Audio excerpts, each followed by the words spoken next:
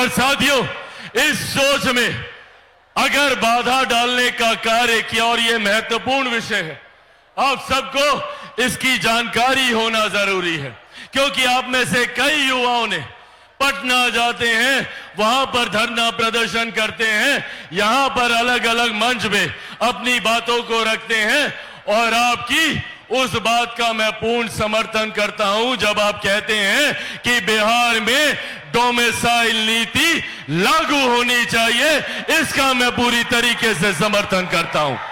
पर अगर इस डोमिसाइल नीति को हटाने का कार्य किया, अगर युवाओं के भविष्य से खिलवाड़ करने का काम किया, तो इसका जिम्मेदार कौन है?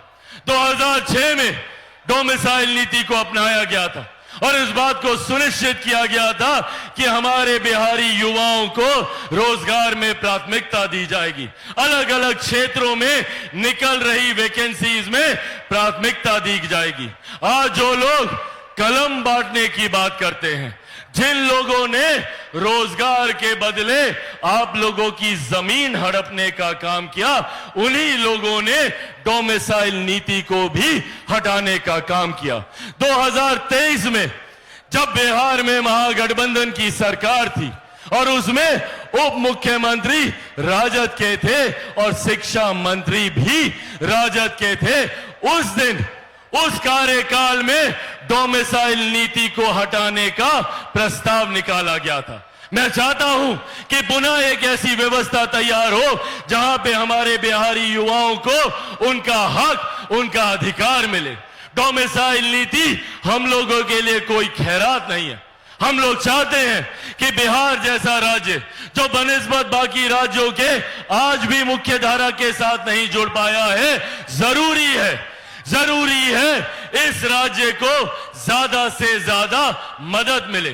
आज दूसरे राज्यों में हमारे बिहारी युवाओं को जाना पड़ता है शिक्षा के लिए, रोजगार के लिए, पर मैं उस दिन की कल्पना करता हूं जब बिहार में लोग आए। मुझे तकलीफ होती है जब मैं ये सोचता हूं कि क्यों कभी कोई बिहार नहीं आता, क्यों बिहारियों को ही दूसरे राज्य जाना पड़ता है। क्या आप लोगों ने कभी सुना कि कोई दिल्ली का लड़का या लड़की बिहार आता हो शिक्षा के लिए? क्या कभी कोई बंबई का, महाराष्ट्र का लड़का या लड़की बिहार आया है रोजगार के लिए?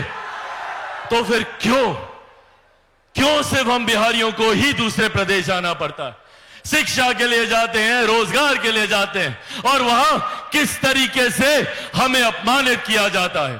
बिहार फर्स्ट, बिहारी फर्स्ट, इसी सोच को धरातल